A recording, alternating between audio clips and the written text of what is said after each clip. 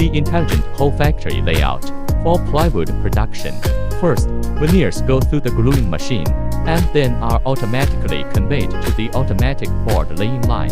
After layup, the board blanks are sent to the pre-press machine via the ground power roller conveyor line. No manual handling.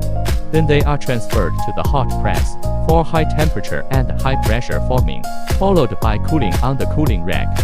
Next, the panels are sent to the sanding machine with an automatic board turning machine, realizing double-sided sanding automatically.